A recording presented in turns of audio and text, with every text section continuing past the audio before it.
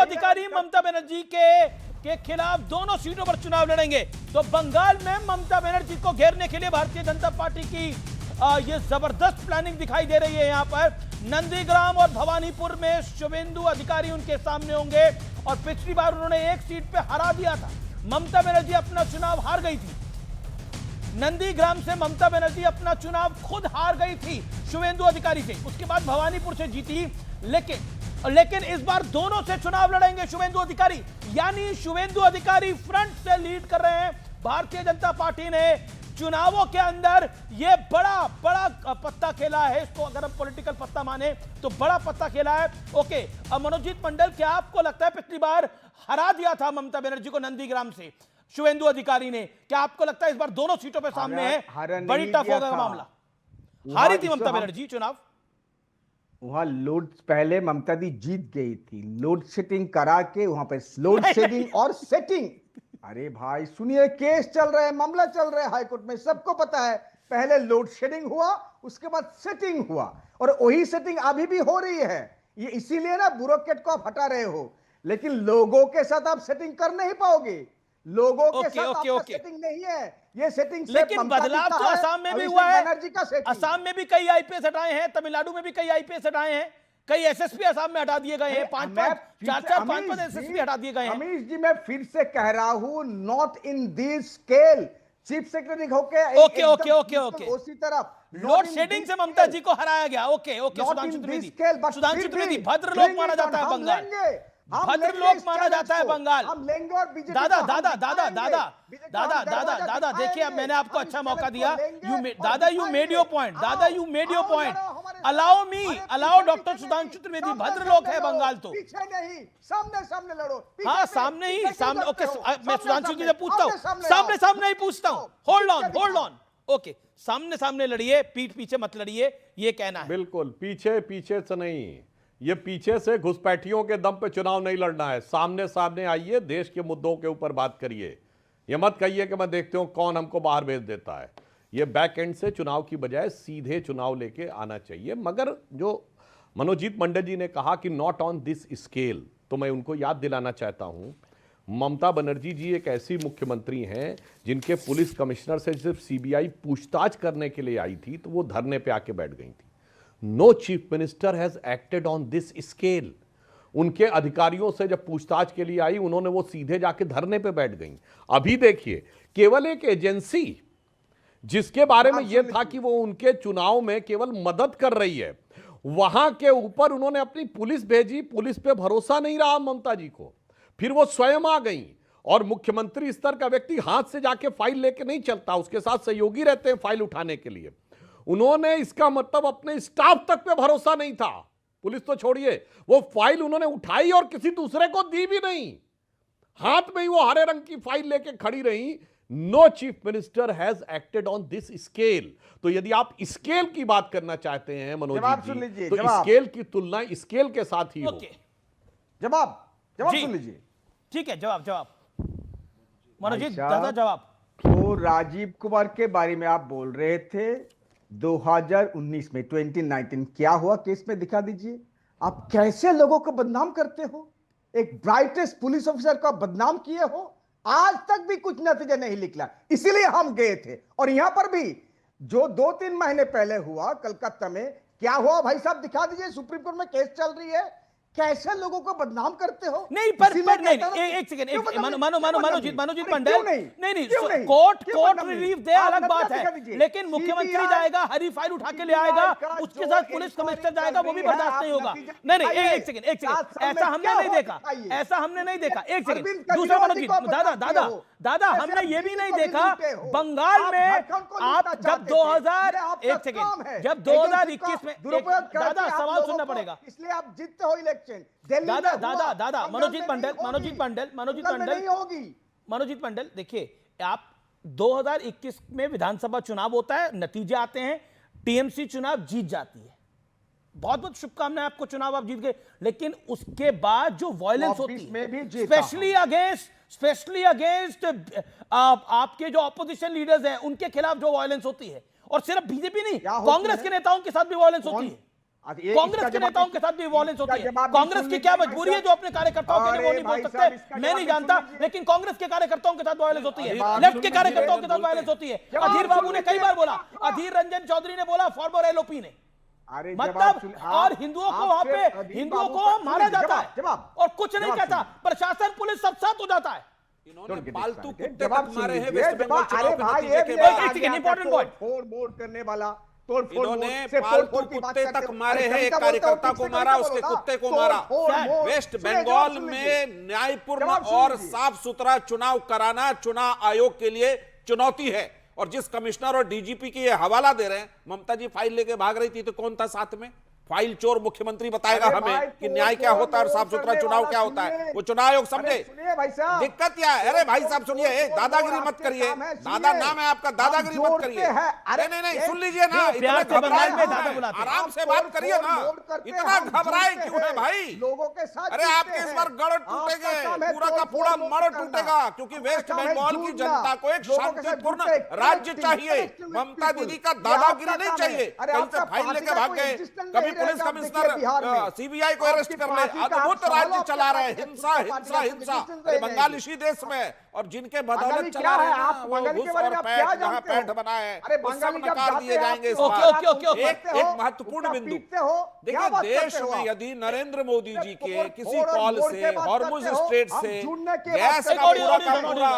Gas का पूरा कुनबा आ रहा है, अभी 22 स्टैंड बाय है, 6 लोडेड हो चुका है, 2 पहुंच चुका है। आम आदमी पार्टी की महोदया थोड़ा देखिए, पंजाब चलाइए, वहां बहुत दिक्कत कर देगा कांग्रेस। 10 राज्यसभा थे, कैसे कैसे किसको बांटा टिकट सब पता है। एक इतिहास बताता हूं क्रॉस वोटिंग का।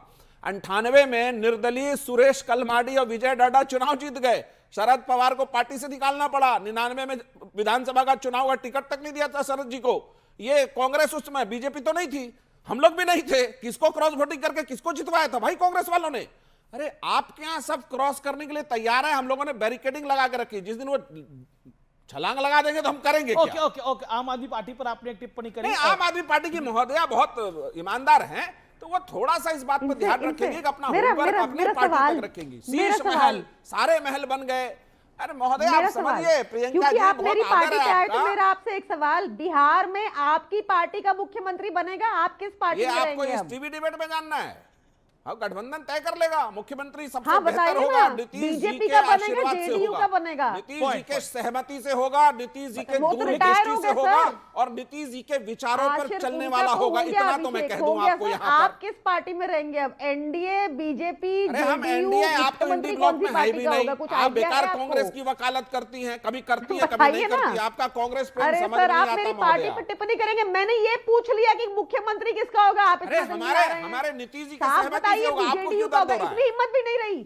अरे बिहार का होगा, सबसे लोकप्रिय होगा, नीतीश जी की सहमति से होगा, उनके विचारों पर चलने वाला होगा। सत्यप्रकाश मिश्रा, सत्यप्रकाश जी, दुख तो हो रहा होगा कि आपका एक सीएम था और वो अब राज्यसभा में आ गए, दुख तो हो रहा होगा। चलिए प्रियंका को आप कुछ भी कह दीजिए, लेकिन थोड़ा तो मतलब मन में वेदना तो होगी कि नीतीश जी मुख्यमंत्री थे, अब फॉर्मर हो जाएंगे।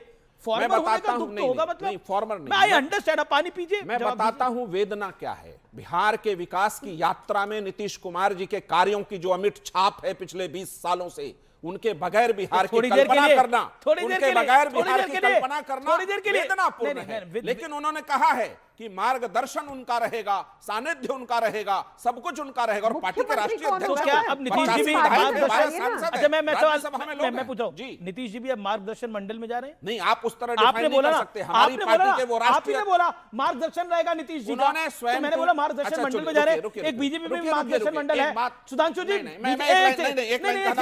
एक लाइन जरूरी है, बिल्कुल आप बोलेगा। एक सेकंड सुधांशु जी, बीजेपी में मार्गदर्शन मंडल है ना, उन्होंने अडवाणी जी, मुरली मनोहर जोशी जी, अब आपकी उस समय सहयोगी दूसरे थे, आपकी सहयोगी पार्टी में भी राष्ट्रीय अध्यक्ष थे। अच्छा, मैं ये चलिए मैं सवाल को पलट देता हूं, क्या जेडीयू में भी क्या?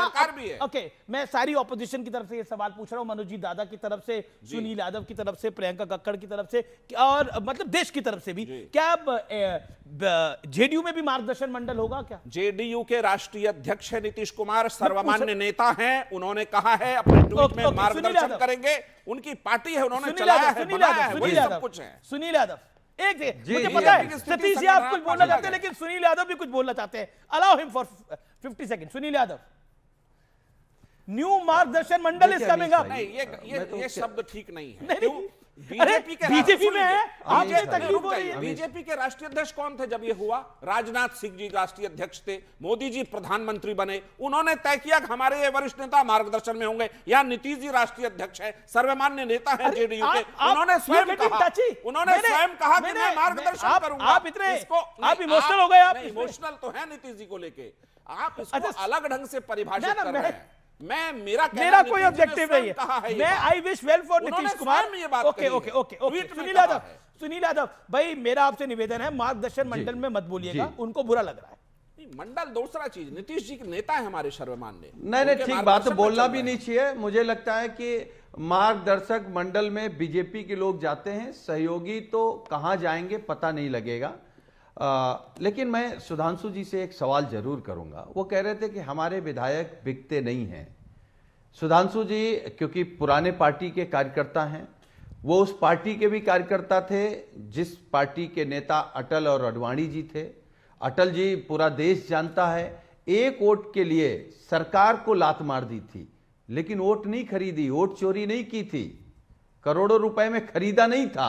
अब इनके जो लोग हैं मोदी और शाह, उनका काम ही है व्यापार, उनका काम ही है वोट चोरी, उनका काम ही है दूसरे दलों को तोड़ना। तो अब आपकी वो बीजेपी नहीं बची जो आप कह रहे थे हमारा कोई नहीं टूटेगा। मैं फिर कह रहा हूं आज कार्यक्रम में, आप जाएंगे 2027 में विपक्ष में उत्तर प्रदेश में, एक भी एमएलसी और एक भी राज्यसभा जिता करके देखिएगा, आपके फार्मूले से आपको हराएंगे। ओके सुधांशु जी, तब आप चिल्लाते रहेंगे, ये तो फार्मूला आप ही का होगा। की बात कर रहे हैं। देखिए, एक सुधांशु सुधांशु मुझे लग रहा है कि सुनील जी जो बार बार इस बात को रिपीट कर रहे हैं उसमें यथार्थ कम झुंझुलाहट ज्यादा नजर आ रही है। पहले मैं नीतीश कुमार जी की बात का उत्तर दे दूं। नहीं नहीं, देखिए, नीतीश कुमार जी ने एक पहले अटल जी की बात कीर्तिमान करिए। बनाया है 2 दशक तक। हाँ, मैं दोनों अभी वो बता के तब आपकी बात करता हूं। 2 दशक तक बिहार के मुख्यमंत्री रहने के बाद अपराजेय और अजेय मुख्यमंत्री के रूप में वो केंद्र में आए हैं। जैसे मोदी जी 12 वर्ष तक निरंतर मुख्यमंत्री रहने के बाद अपराजेय यानी चुनाव जिताने के बाद 2012 के बाद भारतीय राजनीति में आए थे। इसलिए नीतीश कुमार जी के किसी भी कंट्रीब्यूशन को कम करने का नहीं प्रयास बिल्कुल उचित आपकी नहीं बात सही है, और लेकिन मार्गदर्शक डिफरेंस मंडल है, की जहां तक नरेंद्र बात मोदी थी, प्रधानमंत्री आप- बनकर आए थे, प्रधानमंत्री के कैंडिडेट बनकर आए थे। नीतीश पूरी बात कुमार सुनिए। प्रधानमंत्री के कैंडिडेट बनकर नहीं आ रहे हैं यहाँ पर। अगर आ रहे हैं तो that is news to me. हाँ, मैं महोदय बता रहा हूँ। नहीं नहीं नहीं, मैं जो बात बता रहा हूँ, नीतीश कुमार जी बिहार की पार्टी के नेता हैं, तो मानी हुई बात है वर्तमान में प्रधानमंत्री की कोई वैकेंसी नहीं है, तो ये प्रश्न ही अपने आप में इनफ्रक्चुअस हो जाता है। ओके। मतलब ये आधारहीन प्रश्न हो जाता है इसमें। मगर मैं इतना जरूर कहना चाहता हूं कि जो मार्गदर्शक मंडल की बात कही, तो मैं लोगों को याद दिला दूं, उस मार्गदर्शक मंडल में सिर्फ अटल जी, अडवाणी जी और जोशी जी नहीं थे, उसमें नरेंद्र मोदी जी और राजनाथ सिंह जी भी थे। तो आप ऐसे कैसे कह सकते हैं? एग्जिस्टिंग प्राइम मिनिस्टर भी है उसमें और एग्जिस्टिंग डिफेंस मिनिस्टर भी है, जो उस समय होम मिनिस्टर थे सरकार बनने के बाद।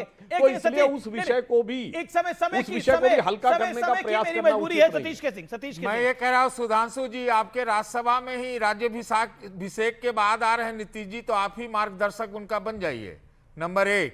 नंबर 2, असली बात यह है नीतीश जी कि वरिष्ठ है भाई। अरे तो सुधांशु क्या हुआ, जी। ये नहीं बन सकते, सबका मार्गदर्शन कर सकते हैं, है ना। अभी तो स्थिति जेडीयू की ऐसी है, बीजेपी ही असली जो है जेडीयू की सत्यप्रकाश जी का मार्गदर्शक है। सतीश जी ने कोई मछली खाया, कांटा गले में फंस गया। नीतीश जी का नाम सुनते पता नहीं ओके इनको क्या होता है। ओके ओके ओके क्योंकि सुधांशु जी को बोला क्या? सुधांशु जी, सुधांशु त्रिवेदी, रिस्पॉन्ड टू सतीश जी। हाँ, देखिए, मैं सिर्फ ये कहना चाहूंगा कि ये जो विपक्षी दल हैं, आज साजन जी ने भी जो बोला, एक लाइन में सुनील जी ने जो बोला, पता नहीं क्यों अपनी पार्टी के लोगों को बिकाऊ बताने की होड़ सी लग गई विपक्षी दलों में। मतलब वो कहे जा रहे हैं हमारे पार्टी के लोग कमजोर भी हैं, ईमानदार भी नहीं हैं, बिकने को तैयार हैं। हकीकत ये है कि ये अपने लोगों को साथ रखने की स्थिति में नहीं। तो मुझे पुरानी फिल्म का एक गीत याद आता है। किसी अगली डिबेट में इसका जवाब आप सुनील यादव जी जरूर दीजिएगा कि आपके लोग बिकाऊ हैं ज्यादा या नहीं है, उस पर जवाब दीजिएगा।